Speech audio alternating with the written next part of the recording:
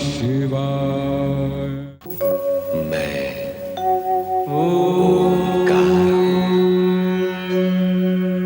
मैं समस्त वेद, पुराण, धर्म ग्रंथ, नीति ग्रंथ, ज्ञान और विज्ञान का मूल तत्व और सार हूं। मैं ओंकार हूं। नारद कैलाश आकर भगवान शिव से नर नारायण के साथ रची गई लीला के विषय में जिज्ञासा प्रकट करते हैं। वे जानना चाहते हैं कि नर नारायण की शिवोपासना को रंभा और मेनका द्वारा बाधित करने में देवराज इंद्र का क्या उद्देश्य हो सकता है। भगवान शिव देवर्षि नारद को स्पष्ट करते हैं कि नर नारायण देवात्माएं हैं। हिम शिखर पर पहुंचकर रंभा और मेनका नर नारायण का तप भंग करने का प्रयत्न करती है, जिसे दोनों भाई अंतर्दृष्टि से जान लेते हैं। नारायण अपनी जांग से अतिरूप सी उर्वशी उत्पन्न करते हैं, जो रंभा और मेनका को नृत्य में गतिहीन कर देती है। इंद्र और देवगण आश्चर्य से ये सब देखते हैं और वहां प्रकट होकर नर नारायण से क्षमा मांगते हैं। किंतु नर इंद्र की इस चेष्टा से अत्यधिक कुपित होकर उसे श्राप देने को उद्यत होते हैं, तो उर्वशी और नारायण के रोकने से वे इंद्र को क्षमा कर देते हैं। नारायण उर्वशी से इंद्र के साथ जाने का आग्रह करते हैं। दोनों की कठोर तपस्या से प्रसन्न हो शिव प्रकट होकर वरदान मांगने के लिए कहते हैं। मांगो नर नारायण, जो इच्छा हो मांगो। प्रभु, मांगने के विषय में तो सोचा ही नहीं। प्रभु की इच्छा है कि वरदान मांगे तो मांग लो। भगवान, इस विषय में तो कभी सोचा ही नहीं। तुम्हारी संतुष्टि और निस्वार्थ भावना तुम्हारे आदर्श को आकार दे रही है नर नारायण। तुम दोनों ने जिस मानवीय आदर्श को प्रस्तुत किया है, वो आने वाले युग में भी आदर्श प्रस्तुत करेगा। अब जो भी अपनी कामना हो कहो, वो अवश्य पूर्ण की जाएगी। भगवान, हम आपसे आपको ही मानते हैं। हाँ प्रभु, आप इसी स्थान पर ज्योतिर्लिंग के रूप में स्थापित हो जाइए। हिमालय पर आने वाले धर्म यात्रियों के उद्धार के लिए आप यहाँ सदा सदा के लिए ज्योतिर्लिंग के रूप में विराजें, तो धर्म यात्रियों को लाभ होगा। तथास्तु। लोकहित की भावना ने तुम दोनों को अमरता प्रदान कर दी। तुम मांगो अथवा न मांगो, किंतु तुम्हारे गुणों से प्रसन्न होकर मैं तुम्हें वरदान अवश्य दूंगा। जो कुछ आपने दिया वो पर्याप्त है प्रभु। हम भविष्यवाणी सुनाते हैं कि आप दोनों द्वापर युग में अर्जुन और कृष्ण के रूप में जन्म लोगे। नर अर्जुन के रूप में और नारायण विष्णु अवतार कृष्ण के रूप में।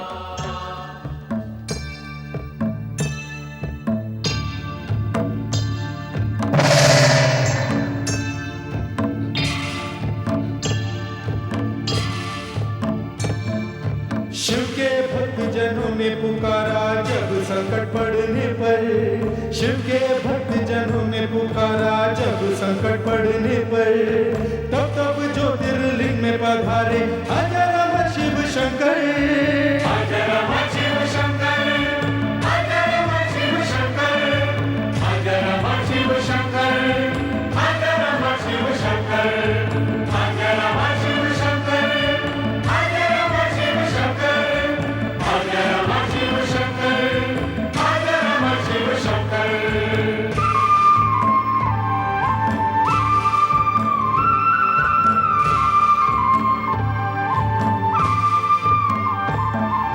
नर नारायण लिंग बना के करते थे शिव पूजन। दोनों ने ही किया समर्पित शिव को अपना जीवन। प्रकट हुए शिव उनके सम्मुख बोले कुछ वर मांगो। दोनों बोले इसी रूप में भगवान यही विराजो। सुन के याचना उन दोनों की शिव शंकर मुस्काए, वही हिमालय में ज्योतिर्लिंग केदारेश्वर कहलाए। नर नारायण केदारेश्वर के जो भी करता दर्शन, मोक्ष का भागी वो होता है, पा जाता है अंधन। केदार शिव की जय हो, केदार शिव की जय हो, केदार शिव की जय हो, केदार शिव की जय हो, केदार शिव की जय हो, केदार शिव की जय हो, केदार शिव की जय हो, केदार शिव की जय हो। इस सत्य को स्वीकार करना ही होगा कि श्रद्धा और भक्ति में असीम शक्ति होती है। इस सत्य के आधार पर नर नारायण ने करुणानिधि भगवान शिव को केदारेश्वर ज्योतिर्लिंग रूप में प्रतिष्ठित कर अपना लक्ष्य प्राप्त किया। पार्वती भी अपने लक्ष्य की सिद्धि के लिए निरंतर शिवाराधना में लीन है।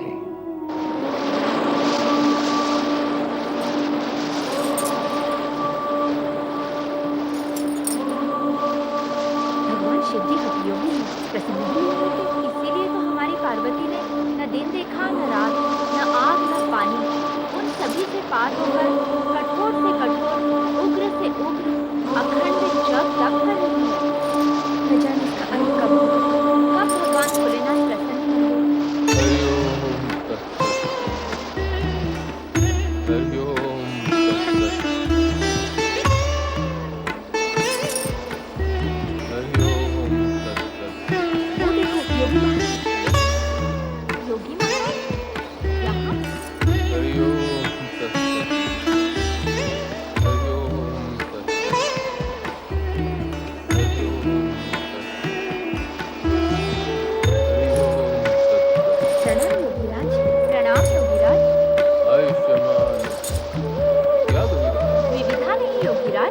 हमारी सहेली है पार्वती, हठपूर्वक तप में तल्लीन है। हठपूर्वक क्यों? भगवान शिव से विवाह करने का निश्चय कर चुकी है। उन्हें प्रसन्न करने के लिए हर ठान रखी है इसने। किंतु राजमाता और हमारी ये चिंता है कि ऐसी कठोर तपस्या से कहीं पार्वती का कोमल तन कुमला न जाए, ये कहीं अस्वस्थ ना हो जाए। इसलिए इसे राजमाता के पास ले जाने की इच्छा से आए हैं। लेकिन प्रश्न ये है कि इसे कैसे जगाए और कैसे ले जाए। एक उपाय हो सकता है।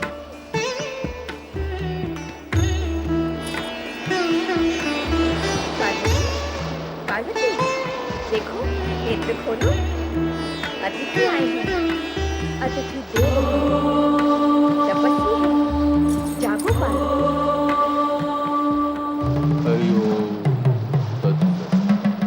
तपस्वी योगीराज है।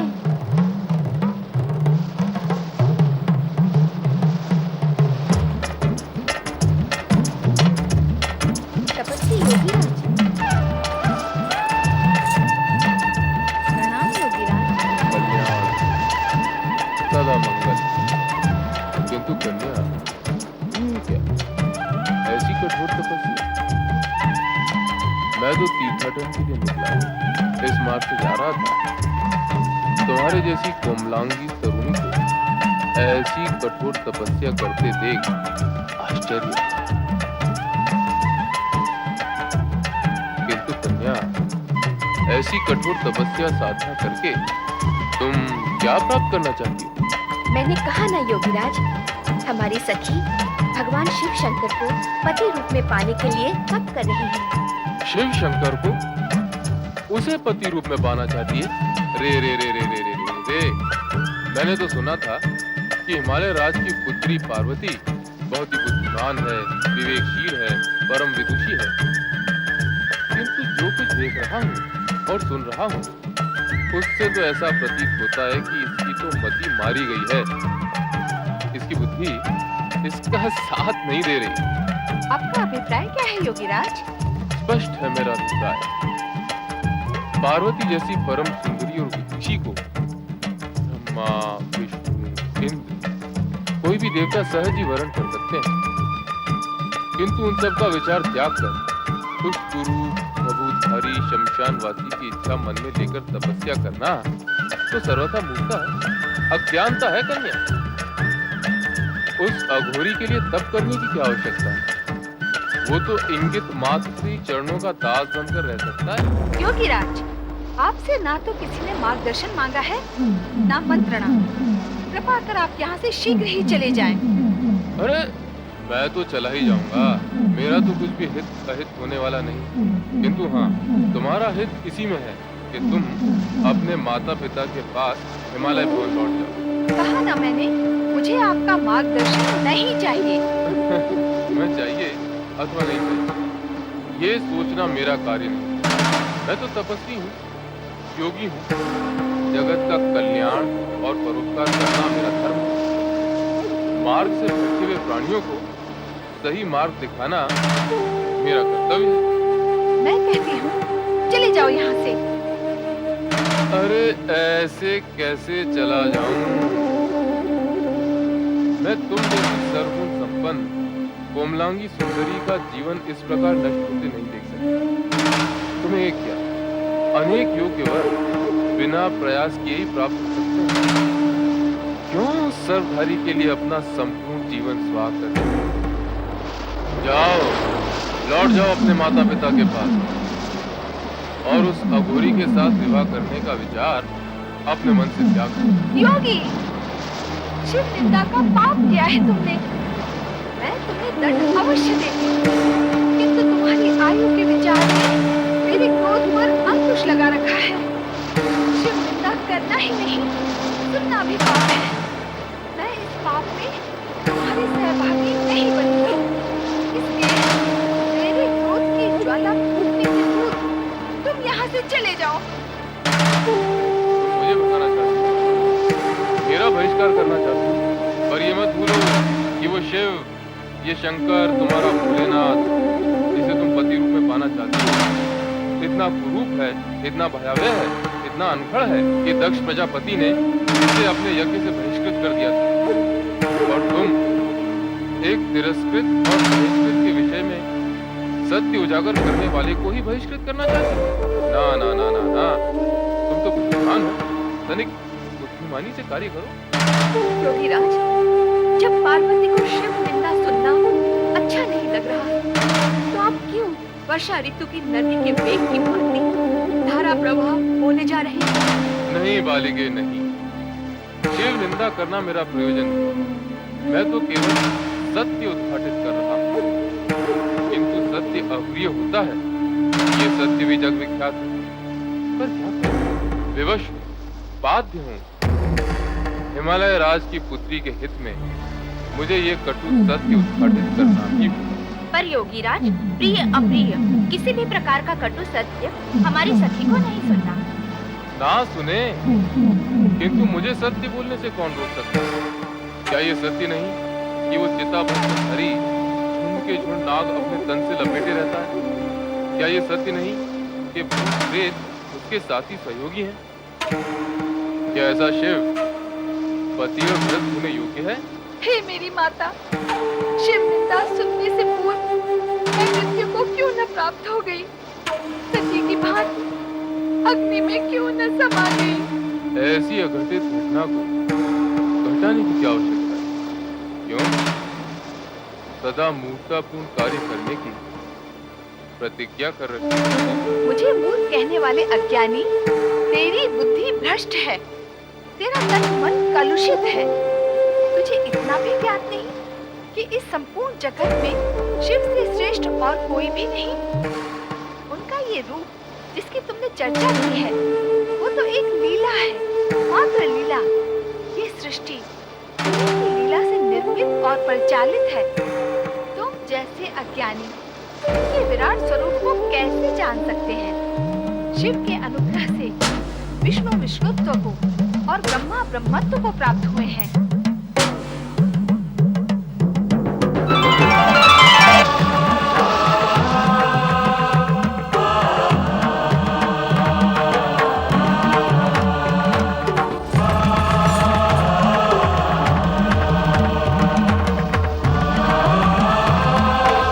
शिव को संपूर्ण और शिव निष्ठा में मैं तुम्हारी तपस्या, दृढ़ निश्चय और भक्ति से प्रसन्न हूं। मैं तो केवल तुम्हारी परीक्षा ले रहा हूं। उठो पार्वती, तुमने निष्ठापूर्वक तपस्या करके एक आदर्श नारी का आदर्श किया, साथ साथ शिव महिमा व्रत करके मुझे प्रसन्न किया। आज से ये व्रत नारी के सौभाग्य प्राप्ति और मनोवांछित पति पाने वाला गौरी व्रत के नाम से प्रसिद्ध हुआ। जगत में सदा तुम्हारे आदर्श का अनुसरण होगा। मैं तुम्हारी मनोकामना की पूर्ति के लिए तुम्हारे राज से निवेदन करता हूं।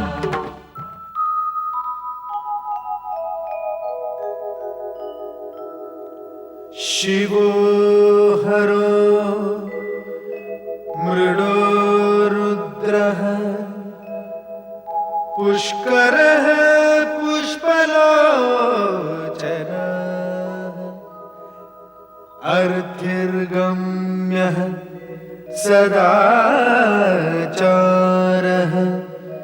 शर्वः शम्भुर्महेश्वरः